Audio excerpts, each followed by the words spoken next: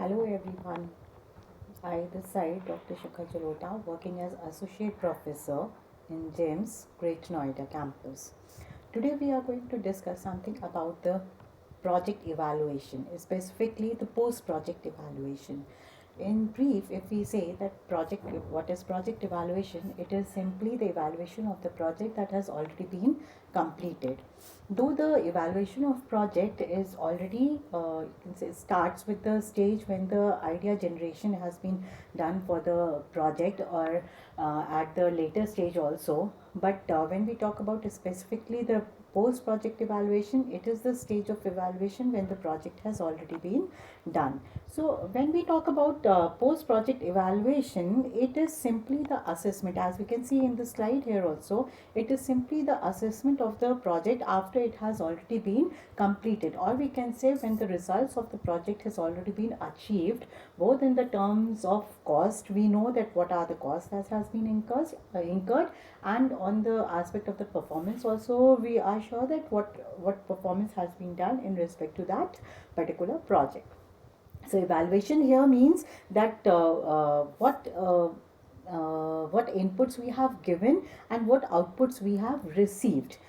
And as we all know that any of the project, it has a certain predetermined objectives, it has certain predetermined budget, it has certain predetermined costs that we need to incur, and also the predetermined deliverables we always anticipate from a project. So what we have on the left side, what we have as the predetermined parameters, and on the right side is what we have actually achieved. Now we are going to compare these two things in under the project evaluation, post project evaluation.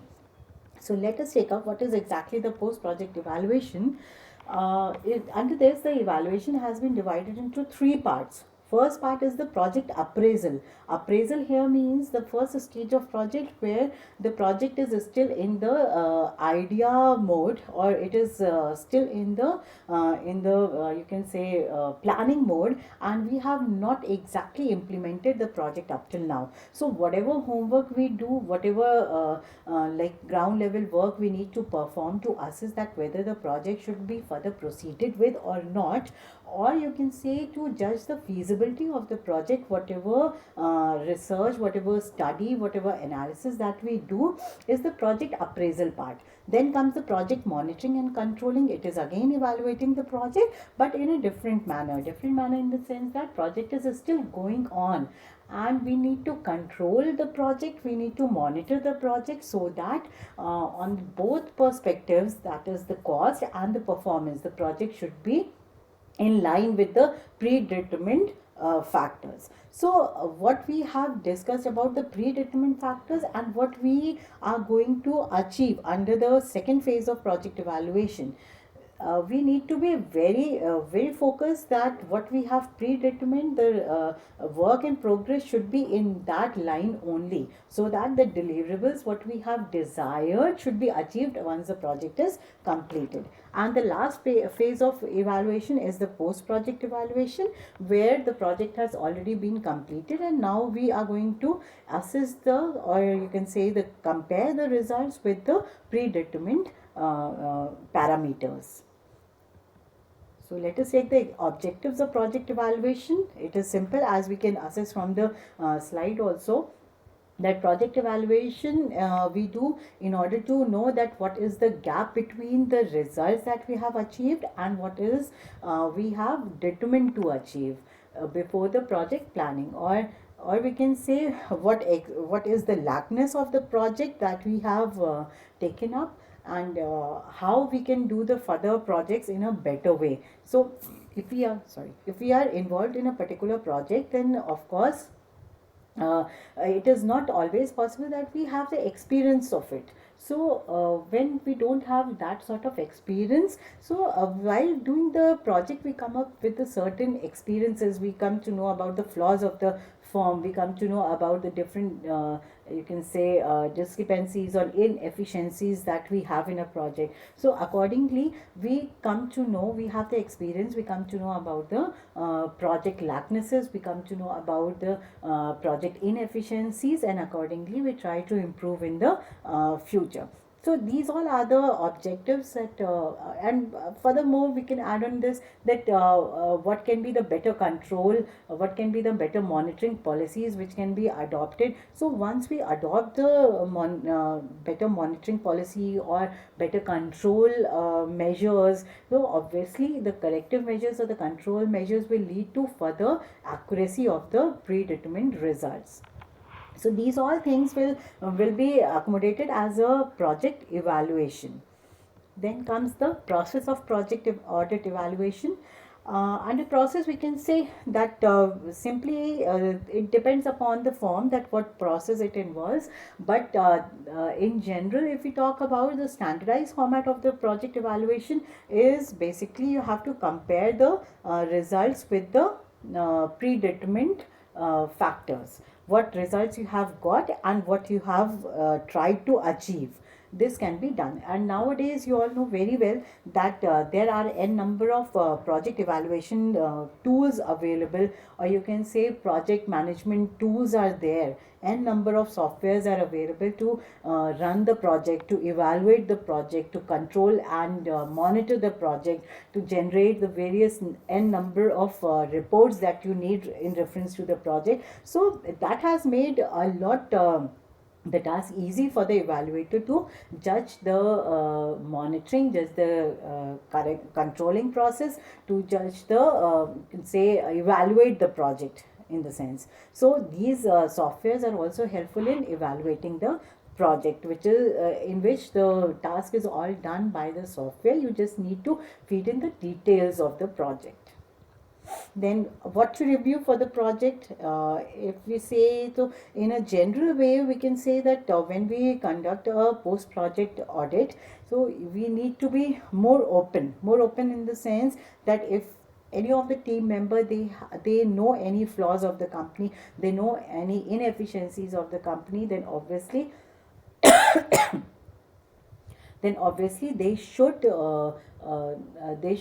be open enough to come up in front of the company that this is the lackness, this is the flaws, this is the inefficiency, and for the further projects we should need to rectify it. Then comes be objective in the sense here that we have to be very clear with the objectives, that what we need to achieve, and the achievements has to be well focused in advance. Then document success, all the project management softwares, all the project team members, all the project lead, they should be well efficient enough that what are the documents, what are the reports required, and the firm or the project management team, they should be efficient enough to generate those related documents.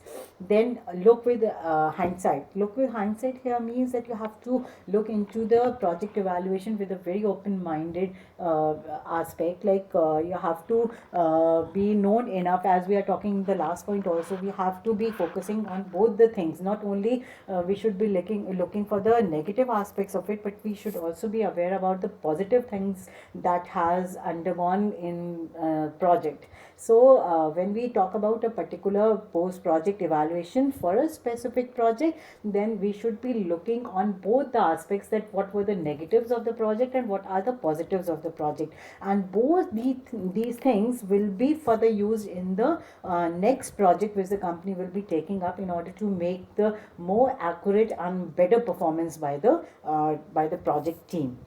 Then the project evaluation should be for future focused. Future focused here means that out of the experiences, out of analyzing the negatives and the positives of the project, we should be focused enough to frame out the future perspectives, that what all sort of project should be taken, what has to be done in a particular project, and realizing what are the lackness or the flaws of the firm, we should accordingly address the problem and look out for the solutions. So these all things need to be reviewed under a project evaluation, post project evaluation.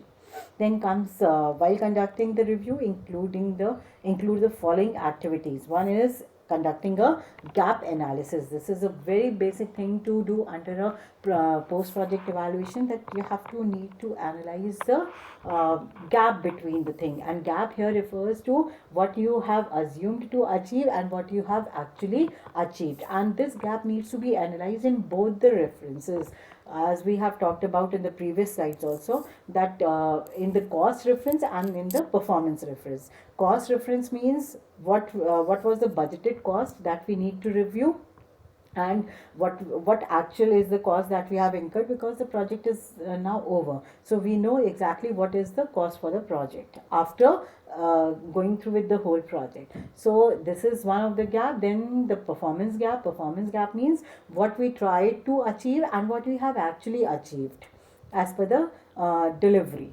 So both the things need to be assessed in a very close manner. Then comes the determine whether the project goals were achieved or not. After knowing the gap, now you can very well comment on this, that whether the goals of the project has been achieved or not. Now the goals can be assessed in different perspectives, like what we try to achieve as the goal and what the stakeholders were thinking of, what the clients were thinking of as the goals. So that is what the next point we will be talking about, that the satisfaction of the stakeholders. These and this previous topic, these two things are interrelated, that what were the project goals and how much we are able to satisfy the stakeholders with that project goals. So these two things should be matching with each other, so that the what we have achieved should be satisfying for the stakeholders, those who have put in the money, those who ultimately need the deliveries. They also should be satisfied with what the delivery we are doing. It should not be the case like this, that we are satisfied that what we expected we have achieved, but it is not up to the satisfaction of the stakeholders. So both the things, second and the third point, should be matching here. Then we are talking about the project cost and benefit. So project cost and benefit analysis here means what is the actual benefit that the firm has achieved. Benefit in the sense, what is the true benefit.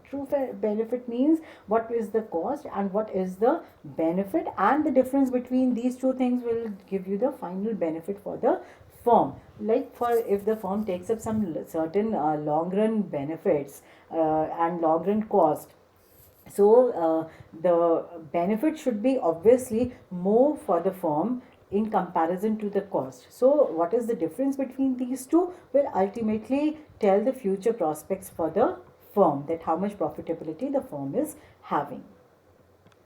Then talks about the identifying areas for further development. Now once you are over with one of the project, you know that what will be the next project for you, or it gives you an idea that what next should be done by the firm, or what should be the future development, which can again help increasing the productivity of the firm. Then identifying lessons learned. This is what we were talking about in the previous slides also, that if you do in day-to-day life also, if you do any of the projects, any of the task, may it be the routine task or some specific task, we all are going to, we usually going are learning something out of it. So this is one of the project where team members are involved, where team lead is involved. So obviously any of the project performed by the project team will always give them a handful experience, and these handful experiences can be used by any firm, by any individual as a project team, or in any of the projects. So any lesson learned from one project can be used as an input for the other project, which is the lesson learned over here. Then we are talking about the project evaluation, that we have talked about the project evaluation, and this is the stage where the project is judged after it has been completed and the performances and the cost are being compared. Thank you.